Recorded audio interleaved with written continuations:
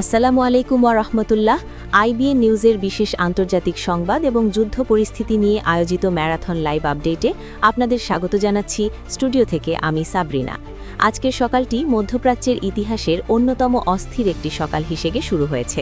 আপনারা যারা এই মুহূর্তে আমাদের সাথে যুক্ত হলেন তাদের অনুরোধ করব আজকের এই বিশেষ লাইভটি শেষ পর্যন্ত শোনার, কারণ আজ আমরা এমন কিছু মাঠ পর্যায়ের সত্য খবর আপনাদের দেব যা মূলধারার মিডিয়াগুলো এড়িয়ে যাচ্ছে।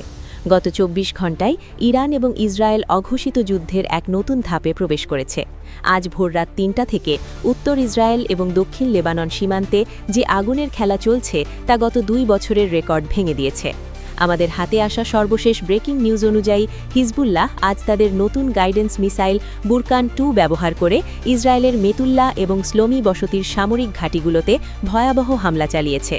ইসরায়েলি ডিফেন্স ফোর্স বা আইডিএফ স্বীকার করেছে যে তাদের আয়রন ডোম সিস্টেম আজ সব মিসাইল আটকাতে ব্যর্থ হয়েছে এবং অন্তত ৩টি মিসাইল সরাসরি তাদের কমিউনিকেশন সেন্টারে আঘাত এনেছে, যার ফলে উত্তর ইসরায়েলের একটি বড় অংশে আজ সকাল থেকে জিপিএস এবং ইন্টারনেট সংযোগ বিচ্ছিন্ন রয়েছে।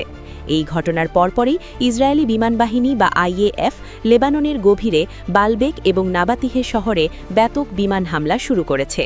স্থানীয় সূত্র জানাচ্ছে আজকের এই হামলায় হিজবুল্লার কোনো ক্ষতি না হলেও সাধারণ মানুষের ঘরবাড়ি মাটির সাথে মিশে গেছে এবং ধ্বংসস্তূপের নিচে চাপা পড়ে আছে শত শত নারী ও শিশু। কিন্তু দর্শক, আজকের সবচেয়ে হৃদয় বিদারক খবরটি আসছে গাজা থেকে, যেখানে যুদ্ধ নয় বরং প্রকৃতি আজ সবচেয়ে বড় শত্রু হয়ে দাঁড়িয়েছে। আজ গাজায় তাপমাত্রা ৩ ডিগ্রি সেলসিয়াসে নেমে এসেছে। এই হাড় কাঁপানো শীতে খোলা আকাশের নিচে পাতলা প্লাস্টিকের তাঁবুর নিচে থাকা লাখ লাখ ফিলিস্তিনির তান্না আজ আকাশ বাতাস ভারী করে তুলেছে। বিশ্ব স্বাস্থ্য সংস্থা আজ সকালে একটি রেড অ্যালার্ট জারি করে বলেছে, গাজায় গত ৪৮ ঘণ্টায় ঠান্ডায় জমে গিয়ে এবং নিউমোনিয়ায় আক্রান্ত হয়ে অন্তত ৭০টি শিশু মারা গেছে। আপনারা ভাবুন তো একবার, যে মায়ের কোলে শিশুটি ঠান্ডায় নীল হয়ে মারা যাচ্ছে, সেই মায়ের মানসিক অবস্থা কী হতে পারে? উত্তর গাজার কামাল আদওয়ান হাসপাতাল থেকে একজন ডাক্তার আজ ভিডিও বার্তায় কেঁদে বলেছেন, আমাদের কাছে কোনো জ্বালানি নেই, ইনকিউবেটরগুলো বন্ধ হয়ে গেছে। আমরা সদ্যজাত শিশুদের বুকের ওমে বাঁচিয়ে রাখার চেষ্টা করছি, কিন্তু আমরা ব্যর্থ হচ্ছি। হে বিশ্ববাসী, তোমরা কি আমাদের কবর দেওয়ার জন্যও আসবে না? এই আর্তনাদ শোনার পর কোনো মানুষের পক্ষে কি স্বাভাবিক থাকা সম্ভব? আইবিএন নিউজের পক্ষ থেকে আমরা প্রশ্ন রাখতে চাই, আরব বিশ্ব এবং মুসলিম নেতারা আর কত লাশের অপেক্ষা করছেন? অন্যদিকে লোহিত সাগরে উত্তেজনা আজ চরমে পৌঁছেছে। ইয়েমেনের হুতি বিদ্রোহীরা আজ সকালে একটি নরওয়েজিয়ান তেলের ট্যাঙ্কারে ড্রোন হামলা চালিয়েছে। তাদের দাবি, এই জাহাজটি ইসরায়েলের জন্য জ্বালানি নিয়ে যাচ্ছিল। এই হামলার পর আজ বিশ্ববাজারে অপরিশোধিত তেলের দাম এক লাফে ব্যারেল প্রতি $৮ বেড়ে গেছে, যার সরাসরি প্রভাব পড়ছে আমাদের বাংলাদেশের মতো দেশগুলোর ওপর। আজ ঢাকার কারওয়ান বাজারে খোঁজ নিয়ে জানা গেছে, ভোজ্য তেল এবং ডালের দাম গত ২ দিনের তুলনায় অনেকটা বেড়েছে। ব্যবসায়ীরা বলছেন, জাহাজ ভাড়া এবং ইন্স্যুরেন্স খরচ বেড়ে যাওয়ায় এই মূল্য বৃদ্ধি। যদি এই যুদ্ধ আরও দীর্ঘস্থায়ী হয়, তবে আমাদের দেশেও নিত্য প্রয়োজনীয় জিনিসের দাম সাধারণ মানুষের নাগালের বাইরে চলে যাবে। তাই আমাদের এখনই মিতব্যয়ী হতে হবে এবং পরিস্থিতির ওপর নজর রাখতে হবে। দর্শক, এবার আসি কূটনৈতিক বা ডিপ্লোম্যাটিক খবরের দিকে। আজ সকালে জাতিসংঘ নিরাপত্তা পরিষদে গাজায় যুদ্ধবিরতির জন্য আরও একটি প্রস্তাব আনা হয়েছিল, কিন্তু আমেরিকার ভেটো প্রদানের কারণে তা আবারও বাতিল হয়ে গেছে। এই নিয়ে পঞ্চমবারের মতো আমেরিকা যুদ্ধবিরতির বিপক্ষে ভোট দিল। এই ঘটনার পর রাশিয়ার প্রতিনিধি ক্ষোভ প্রকাশ করে বলেছেন, আমেরিকা চায় না এই যুদ্ধ থামুক, তারা এই যুদ্ধের আগুন দিয়ে তাদের অস্ত্র ব্যবসা চালিয়ে যেতে চায়।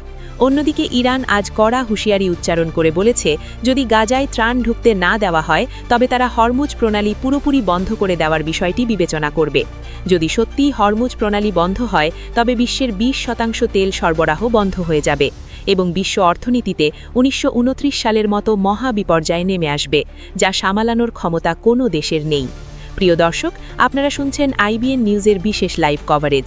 আমরা আমাদের দর্শকদের কাছে প্রতিজ্ঞবদ্ধ যে আমরা সব সময় সত্য এবং নিরপেক্ষ খবর প্রচার করব। আমাদের এই প্রচেষ্টাকে সফল করতে এবং সত্যের পক্ষে থাকতে এখনই আমাদের চ্যানেলটি সাবস্ক্রাইব করুন এবং বেল আইকনটি চেপে রাখুন, যাতে কোনো গুরুত্বপূর্ণ আপডেট আপনারা মিস না করেন। আজকের এই দীর্ঘ লাইভে আমরা আপনাদের আরও দেখাবো ইসরায়েলের অভ্যন্তরে সাধারণ মানুষের বিক্ষোভের দৃশ্য। তেল আবিবের রাজপথে আজ হাজার হাজার ইসরায়েলি নাগরিক নেতানিয়াহুর পদত্যাগের দাবিতে রাস্তায় নেমেছে। তারা স্লোগান দিচ্ছে, আমাদের ছেলেদের ফিরিয়ে দাও, যুদ্ধ বন্ধ করো। ইসরায়েলের অর্থনীতিবিদরা বলছেন যুদ্ধের কারণে তাদের পর্যটন এবং হাইটেক শিল্প ধসে পড়েছে এবং প্রতিদিন যুদ্ধের খরচ মেটাতে গিয়ে সরকার দেউলিয়া হওয়ার পথে। এই অভ্যন্তরীণ চাপ নেতানিয়াহুকে আরও বেপরোয়া করে তুলেছে বলে ধারণা করা হচ্ছে। আমাদের সমরবিদরা বিশ্লেষণ করে বলছেন আগামী ৭২ ঘণ্টা মধ্যপ্রাচ্যের জন্য অত্যন্ত ক্রিটিক্যাল বা ঝুঁকিপূর্ণ, কারণ আমাদের গোয়েন্দা সোর্স জানাচ্ছে ইরান সিরিয়া সীমান্তের কাছে তাদের এলিট ফোর্স বা ফাতেমিউন ব্রিগেডের সদস্য সংখ্যা বাড়াচ্ছে এবং তারা গোলান মালভূমির দিকে অগ্রসর হওয়ার প্রস্তুতি নিচ্ছে। যদি সত্যি স্থলযুদ্ধ শুরু হয় তবে তা আর দুই দেশের মধ্যে সীমাবদ্ধ থাকবে না, তা আঞ্চলিক মহাযুদ্ধের রূপ নেবে, যার আজ আমাদের গায়েও লাগবে। দর্শক, যুদ্ধের এই ভয়াবহ ডামাডোলের মধ্যেও আশার বাণী হল বিশ্বের সাধারণ মানুষ আজ জেগে উঠেছে। লন্ডন, প্যারিস, নিউ ইয়র্ক এবং টোকিওতে আজ লাখ লাখ মানুষ ফিলিস্তিনের পতাকায় সেজে রাস্তায় নেমেছে। তারা তাদের সরকারকে বাধ্য করছে ইসরায়েলের ওপর চাপ প্রয়োগ করতে। এই জনস্রোত প্রমাণ করে যে মানবতা এখনও মরে যায়নি। হয়তো এই সাধারণ মানুষের চাপেই একদিন বিশ্ব নেতারা যুদ্ধ থামাতে বাধ্য হবেন, কিন্তু সেই দিনটি আসার আগে আর কত প্রাণ ঝরবে সেটাই এখন প্রশ্ন। আমরা অনুষ্ঠানের এই পর্যায়ে আপনাদের শোনাব একজন বাংলাদেশি প্রবাসী শ্রমিকের অডিও বার্তা, যিনি লেবাননের বৈরুত থেকে আমাদের কাছে পাঠিয়েছেন। তিনি বলছেন, ভাই, আমরা এখানে খুব আতঙ্কে আছি। প্রতি রাতে বোমার শব্দে ঘুম ভাঙে। দেশে টাকা পাঠাবো কি নিজেরা বেঁচে থাকবো কিনা তার ঠিক নেই। আমাদের জন্য দোয়া করবেন। এই প্রবাসীর আকুতি আমাদের সবার হৃদয়ে বাজে। আমরা বাংলাদেশ সরকারের কাছে আবেদন জানাবো লেবাননে আটকা পড়া বাংলাদেশিদের যেন দ্রুত এবং নিরাপদে দেশে ফিরিয়ে আনার ব্যবস্থা করা হয়। দর্শক, আইবিএন নিউজ সব সময় আপনাদের পাশে আছে। আমরা ২৪ ঘণ্টা এই যুদ্ধ পরিস্থিতি পর্যবেক্ষণ করছি। আমাদের পরবর্তী সেগমেন্টে আমরা আলোচনা করব যদি সত্যি সত্যি বড় যুদ্ধ লাগে তবে আমরা ব্যক্তিগতভাবে কিভাবে প্রস্তুত থাকব এবং আমাদের করণীয় কী। কিন্তু তার আগে আপনাদের অনুরোধ, ভিডিওটি বেশি বেশি শেয়ার করুন যাতে সবাই সত্য ঘটনা জানতে পারে। গুজবে কান দেবেন না। সোশ্যাল মিডিয়ায় অনেক পুরনো ভিডিও ছড়িয়ে দিয়ে ভয়ভীতি ছড়ানোর চেষ্টা করা হচ্ছে। আমরা আমাদের ফ্যাক্ট চেক টিমের মাধ্যমে যাচাই করে তবেই আপনাদের সামনে খবর নিয়ে আসি। তাই নির্ভুল খবরের জন্য আইবিএন নিউজের ওপর আস্থা রাখুন। এতক্ষণ ধরে যারা ধৈর্য ধরে আমাদের সাথে আছেন তাদের আন্তরিক ধন্যবাদ জানাচ্ছি। গাজার ওই মা ও শিশুদের জন্য দোয়া করবেন যারা এই শীতে না খেয়ে দিন কাটাচ্ছে। মহান আল্লাহ যেন তাদের সহায় হন এবং পৃথিবীকে এই ধ্বংসযজ্ঞ থেকে রক্ষা করেন। আমি সাবরিনা আইবিএন নিউজের পক্ষ থেকে আপাতত বিদায় নিচ্ছি, কিন্তু আমাদের নিউজ রুম খোলা থাকবে সব সময়। চোখ রাখুন আইবিএন নিউজে।